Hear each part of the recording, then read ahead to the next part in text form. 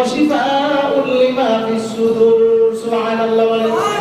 এ মুশরিকগণ, কুরআনের মধ্যে বান্দা তোমার জীবন কেমন পরিচালনা করবা, কেমনে আল্লাহর ইবাদত করবা, কেমনে রাসূলের সুন্নাত মোতাবেক জিন্দেগি চালাইবা, কেমনে আমি আল্লাহকে খুশি করবা, আমার রাসূলকে কিভাবে খুশি করবা, আমার রাসূলকে খুশি করলে কি হয়, আমাকে খুশি করলে কি হয়, মা বাবাকে খুশি করলে কি হয়, সমাজের মানুষের আত্মীয়-স্বজন যারা আছে তাদের হক পালন করলে কি হয়, একে অপরকে মহব্বত করলে কি হয়, ন্যায় বিচার প্রতিষ্ঠা করলে কি হয়, সমস্ত কিছু আল্লাহ তাআলা কোরআনের মধ্যে ওয়াজ করছেন কি করছেন না? করছেন কি করছেন না? এইজন্য আল্লাহ বলেন গোটা কোরআনকে আমি আল্লাহ ওয়াজ দিয়ে বলে দিয়েছি, বান্দা তোমার জীবন পরিচালনা করতে চাও, পরিবর্তন করতে চাও, কোরআনকে হাতের মধ্যে নিয়ে নাও। বলবেন আল্লাহ আমি তো কোরআন পড়তে জানি না, আমি বুঝতেও জানি না, আমি শুধু তাকায় যাইতে পারি, হাতকে নিতে পারি, বুকের মধ্যে নিতে পারি। আল্লাহ বলেন বান্দা কোনো চিন্তা করার কারণ নাই, কোরআনটা তোর বুকের মধ্যে নিয়ে তুই পরিষ্কার নীরবে মুরাকাবা কর, আমি আল্লাহ তোর ভিতরে কোরআনের এই ভয়টা তোর ভিতরে ঢুকায় দেব। সুবহানাল্লাহ। আরে বুঝতা তোর হাতের মধ্যে নিয়ে বুকের মধ্যে লাগা, চুম্বন কর, দেখবে বুকের মধ্যে লাগাইলেও সব, চুম্বন করলেও সব। সুবহানাল্লাহ। এই হলো কোরআন, এটা সাধারণ কোনো কিতাব নয়। এরপরে কোরআন হলো শিফা। কোরআন কি? প্রত্যেকটা রোগের শিফা, শারীরিক মানসিক। এই কোরআনকে আল্লাহ শিফা দ্বারা ভরপুর করে দিয়েছেন। সুবহানাল্লাহ।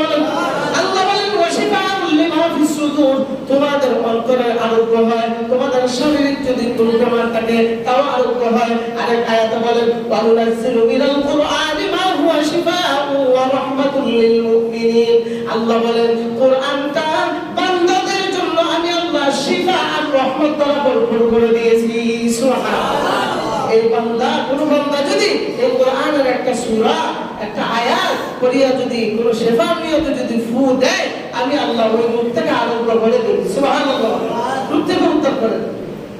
আপনি রাত্রে 3টা বাজে 4টা বাজে আপনার সন্তানের পেটে ব্যথা বা কোনো কিছু ব্যথা, অসুস্থ হয়েছে, এখন কি করবেন? হুজুর তার ভাইবেন না, আপনি নিজেই হুজুর বই না যান, সূরাতুল ফাতিহা সুন্দর করে সহি শুদ্ধভাবে 7 বার তেলাওয়াত করেন, 7 বার তেলাওয়াত করিয়া 7টা ফু দেন, দেখবেন মুহূর্তের ভিতরে আল্লাহ ব্যথা কমায় দেন। সুবহানাল্লাহ। পরীক্ষিত আমল।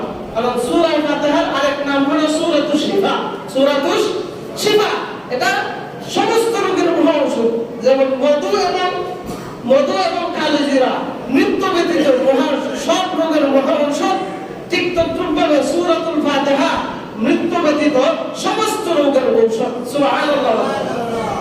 এইজন্য কারো বাড়িতে যদি কোন ছেলে সন্তানের বা কারো যদি পেটে ব্যথা হয়, পিঠে ব্যথা হয়, কোন জায়গায় ব্যথা হয়, তখন এই সূরাতুল ফাতিহা 7 বার তেলাওয়াত করে 7টা ফু দিবেন, ইনশাআল্লাহ আল্লাহ পাক রব্বুল আলামিন আপনাকে এই রোগ থেকে মুক্ত করে দেবেন। বলেন সুবহানাল্লাহ।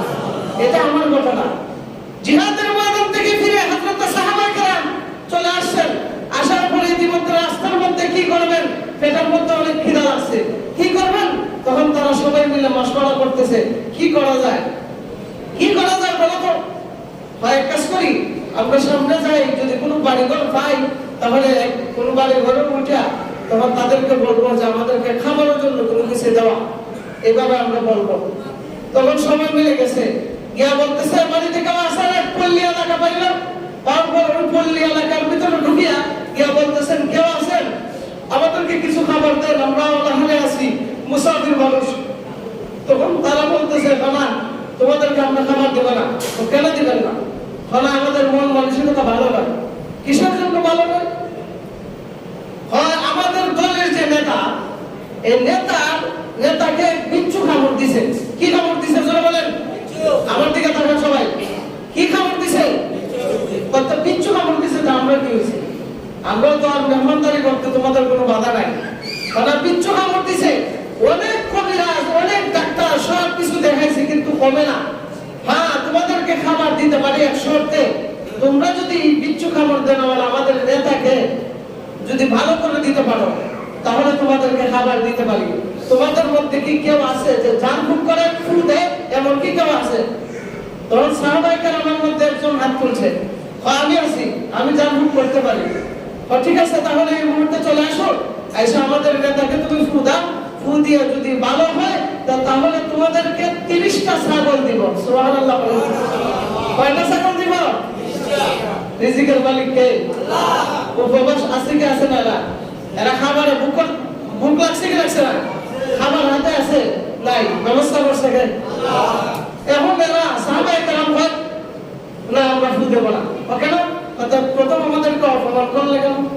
তোমাদেরকে বলছি আমাদেরকে মেহমানদারি করাইতা, তো তোমরা অস্বীকার গেলে কেন? আরে ভাই মন মানসিকতা ভালো নাই তো এই জন্য এই কথা বলছিলাম। যাও অসুবিধা নাই, তোমাদেরকে 30টা ছাগল দেবো, তোমরা ভালো করে দাও। সুবহানাল্লাহ বলবেন না? আল্লাহু আকবার। সাহাবায়ে কেরামের মধ্যে একজন দৌড়ে গেলেন, কই তোমাদের নেতা? দৌড়ে গেছে, গিয়ে নেতাকে দেখে ব্যথায় ছটফট করতেছে, বিচ্ছু কাপড় দিছে। তিনি হাত দেরি করলেন না, গিয়ে সুন্দর করে তার হাতের মধ্যে সুন্দর করে ফু দিয়ে মালিশ করে দিয়ে আসলেন। ফু দিতে দেরি, ব্যথা আল্লাহ ভালো করতে দেরি হয় না। তখন সাথে সাথে ওই নেতা আর দেরি করে নাই, 30টা ছাগলের মালিক সাহাবায়ে কেরামদেরকে বানায় দিয়েছেন। সুবহানাল্লাহ। 30টা ছাগল যখন তাদেরকে দিয়ে দিয়েছে, আবার সাহাবায়ে কেরাম চিন্তা করে জানবুক করিয়া 30টা ছাগল নিয়ে নিলাম, এটা কি খাওয়া কি জায়েজ হবে নাকি? এটা তো আমাদের জানা নাই। সুবহানাল্লাহ বলেন। আর আমরা যদি সুযোগে যদি কোনো কিছু পেয়ে যাইতাম, হারামো খারামো পাইছি তো খেয়াল হই, আছে না ভাই? পাইছে খেয়াল হইছে তাই বলে।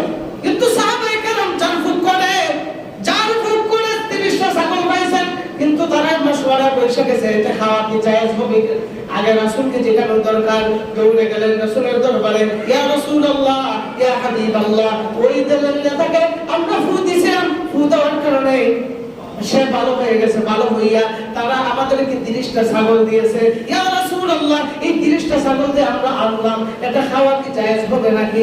আল্লাহর রাসূল বলেন, ও সাহাবী তুমি যে ওই নেতাকে ফু দিছো, কি বলে ফু দিছো আগে বলো। সুবহানাল্লাহ বলেন।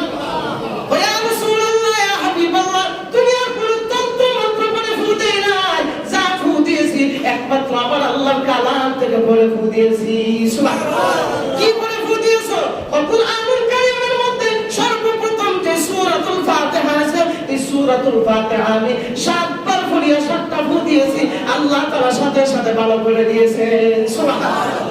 আল্লাহ রাসূল বলেন তোমরা যে 30টা ছাগল পাইছো এটা খাওয়া জায়েজ আছে, তোমরাও খাও, আমার জন্য কিছু রেখে দাও। সুবহানাল্লাহ।